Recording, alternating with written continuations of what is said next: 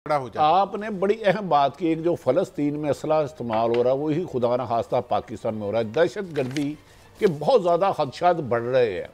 ऐसे में क्या हमारे अहम लोगों को इदराक नहीं है कि अवाम के गमो गुस्से के शिकार लोगों को अगर ज़बरदस्ती वो इक़्तिदार में बैठा भी देते हैं, जिनमें 2 करोड़ नौजवान हैं, जिसकी 18 से 20 साल है, जिसके पास नौकरी कोई नहीं है, पढ़ाई नहीं है, तो क्या एक बम अंदर नहीं चलने का खदशा या हालात की निशानदेही कोई खतरनाक तरफ नहीं जा रही?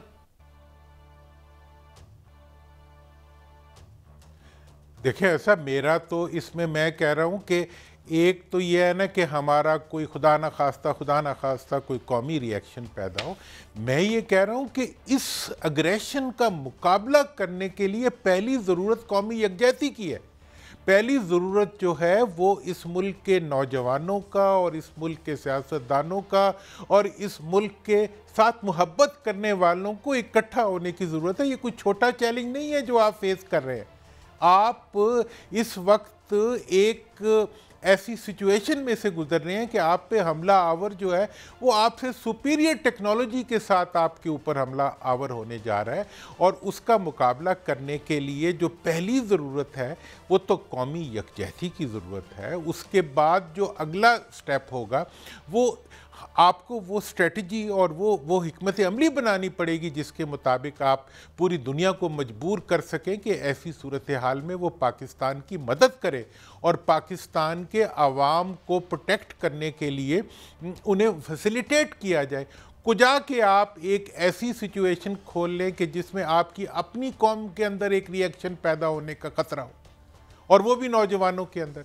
आप इस वक्त आप देखें कि जहाँ तक KPK का सवाल है, जहाँ उसके अंदर इस वक्त तमाम जो PDM की पार्टीज़ हैं वो एक तरफ इकट्ठी हो रही हैं एक पार्टी के ख़िलाफ़, और दूसरी तरफ जो है पुलिस खुद एक पार्टी बनी पड़ी है।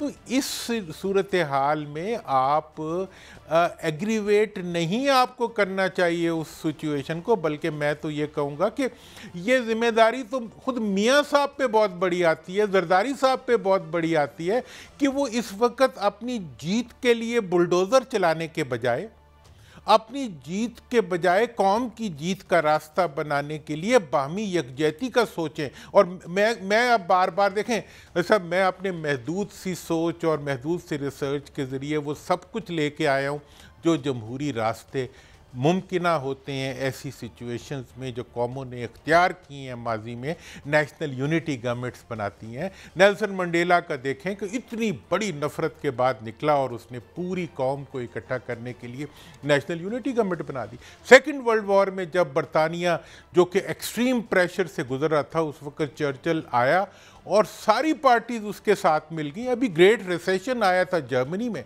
जर्मनी की तमाम पार्टियों ने उस चीज़ को फील करते हुए नेशनल यूनिटी गवर्नमेंट बनाई और अपने तमाम इख्तलाफात को बाला ताक रखते हुए मुत्तहिद हो गए। SIFC का आपने इनिशिएटिव लिया है, उसकी वजह से अच्छी डेवलपमेंट्स कौम के सामने आ रही हैं, लेकिन उन डेवलपमेंट्स को कंटिन्यू करने के लिए कौमी यकजहती की ज़रूरत है ना।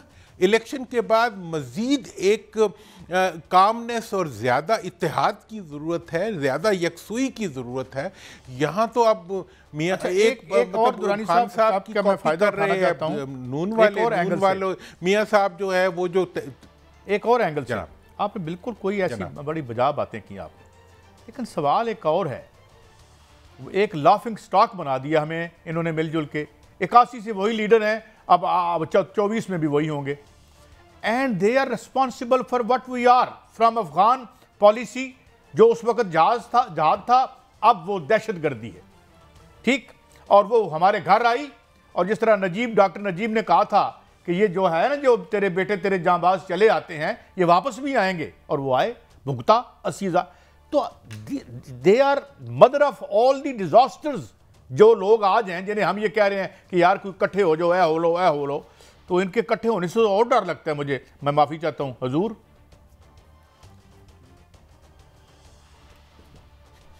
देखिए सर, मैं आपको ये बताऊं कि इनके इकट्ठे होने से ज़्यादा तो इनके आने पे डर लगता है।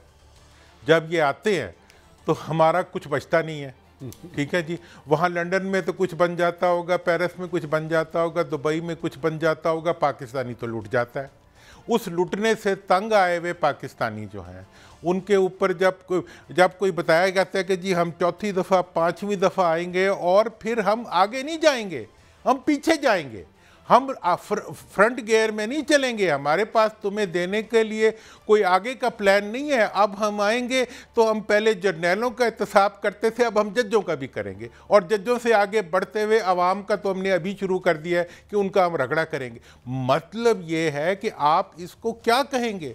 और बताया ये जाता है कि माजी में जब भी कुछ हुआ उन लोगों के ज़रिए हुआ जिन्हें हम खुद लाए थे, लेकिन उन्होंने रवैया ऐसा अख्तियार किया, तो अब क्या गारंटी है कि आप चौथी दफ़ा भी वही कुछ नहीं करेंगे। दुरानी साहब, मुझे एक पाकिस्तानी, एक तजर्बाकार माजी के अंदर, दुरानी साहब एक सियासतदान, एक तजर्बाकार और मुहिब वतन पाकिस्तानी के नाते बताएं। नवाज शरीफ रोजाना कहते हैं 17 में अच्छा खासा मुल्क चल रहा था, आपने तबाह कर दिया। उससे पहले 3 दफ़ा हमने एशियन टाइगर बन जाना था, हमें बिल्ली बनाने के काबिल भी नहीं छोड़ा। 3 दफ़ा पहले वज़ीर आज़म रहे, उनके बाद 17 के बाद उन्हीं का शाहिद हक्कान अब्बासी वज़ीर आज़म बना, और उन्होंने असम्बली में खड़ा होकर कहा मेरा आज भी वज़ीर आज़म नवाज शरीफ है। फिर उनके भाई 16 महीने आए जो तारीख की बदतरीन महंगाई की गई, 5 दफ़ा तो वज़ारत उज़्मा इनके पास आ गई। तो अब अल्लाह दिन का कौन सा चिराग है कि ये दोबारा आकर, अगर 17 महीने निकाला गया था तो 13 में यूसुफ रजा गिलानी को ये कोट पैर के निकालने गए थे। कौन सा अल्लाह दिन का चिराग है जो अब हमें इस कौम को इस मुश्किलात से निकालेगा, अगर मियाँ साहब जबरदस्ती की मुसल्लत हुकूमत में आ जाते हैं।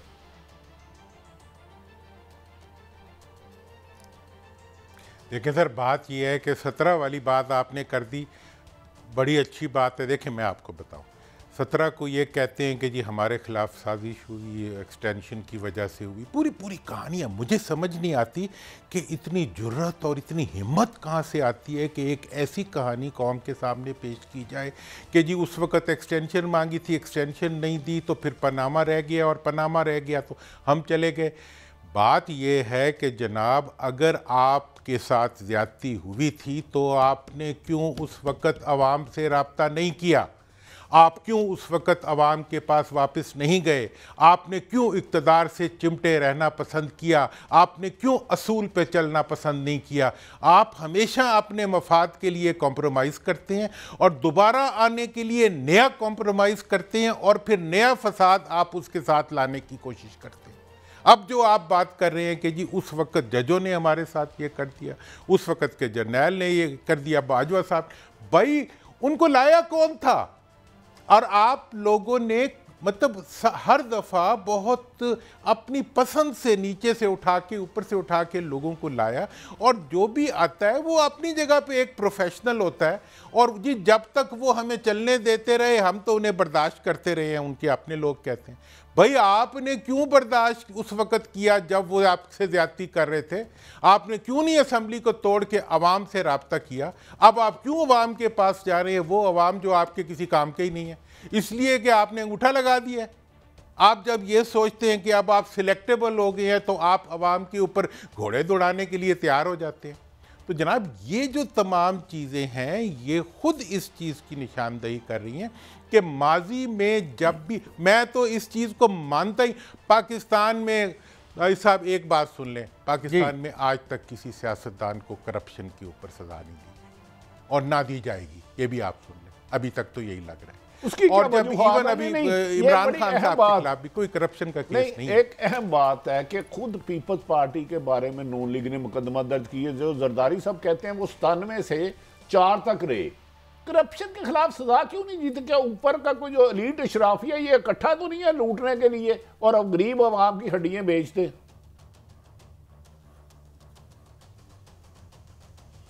तो सर मैं आपको ये बताऊं, यहाँ का फ्यूडल, खा वो तनख्वाहदार फ्यूडल हो, खा वो ज़मींदार फ्यूडल हो, खा वो मजहबी फ्यूडल हो, ये सब इस चीज़ पे इकट्ठे हैं कि जनाब जो आवाम को लूटेगा, आवाम का पैसा मारेगा, उसको किसी अदालत किसी मुकदमे में कभी सज़ा नहीं होगी।